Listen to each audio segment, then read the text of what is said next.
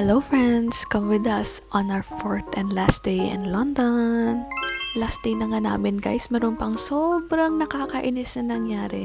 And for sure, meron na kayong idea kung anong nangyari based on sa title ng video natin. Pero for now, samahan nyo muna kami sa pupuntahan namin. Ang pinuntahan nga pala namin today is Notting Hill.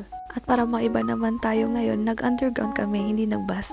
Alam nyo, the past few days na nandito kami sa London, hindi umulan. Pero yung last day namin umulan. Feeling ko tuloy sad din si London na uuwi kami. Dumaan nga lang pala kami sa cafe para bumili ng breakfast tapos ng matcha latte. After nun, pumunta na kami dun sa magagandang bahay, yung mga colorful. Wala lang, gusto lang din namin makita. And no, hindi ko pa napapanood yung movie na The Notting Hill. At ang gaganda nga talaga ng mga bahay dito guys. Every bahay, iba-iba yung kulay. Tapos iba-ibang shade ng pastel. Pero yung iba, medyo brighter yung color. Minalas nga lang kami sa weather. Imagine nyo na lang kapag sunny to, mas nag-pop up pa siguro yung kulay. After nga namin maglakad-lakad dun sa mga colorful na bahay, pumunta naman kami naghanap ng kilted jacket. And yung specific na store na yon, nakita ko lang din sa TikTok. Ito nga pala yung store na nagbebenta ng mga kilted jacket. Yung pangalan niya, The Blue Door. Marami na palang mga artista na pumunta dito at bumili ng mga jacket nila dito. At sabi nga ni kuya na nagtitinda doon, tinulungan daw siya ni Bella Hadid na mag-design ng mga jacket na ito. Hindi ko nga lang sure kung totoo pero pinakita naman ni kuya yung picture ni Bella Hadid nung nandito siya sa store. Ito nga pala yung unang trinay ko guys. Tingnan nyo naman, meron pang nagsasayaw sa likod ko.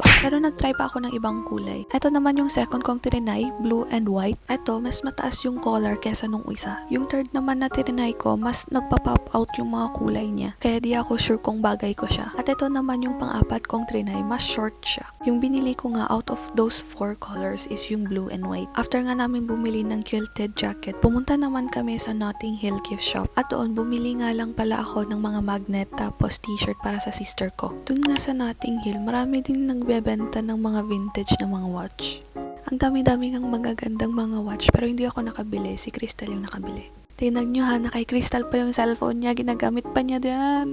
After nga namin dun sa Notting Hill, pumunta naman kami dun ulit sa Big Ben para lang makapag-picture dito sa pinipilahan nilang Big Ben dun sa likod tapos may telephone booth sa harap. Sobrang tiyaga din ng mga tao magpila dito kahit umuulan guys. Basang-basa kami. After nga namin dun, pumunta naman kami ulit dun sa Oxford Street para mag last minute shopping bago kami umuwi kasi hindi namin nabili lahat ng gusto namin the past few days. At kung makikita nyo nga, nandito pa yung cellphone ni Crystal noon. Pero little did we know, after ng mga video na ito, after ng mga time na ito, meron nang magnanakaw ng cellphone niya.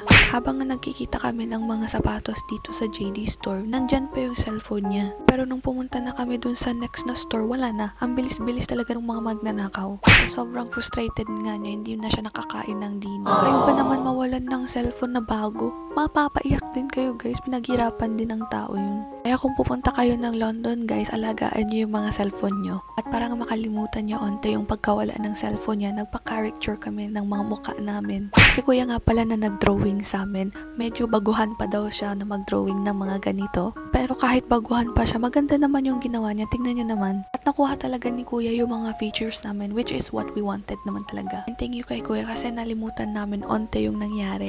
And report namin ito sa police pero close din nila yung case. Nabukasan nga umuwi na kami ng Iceland. So thank you guys for watching. See you on my next travel.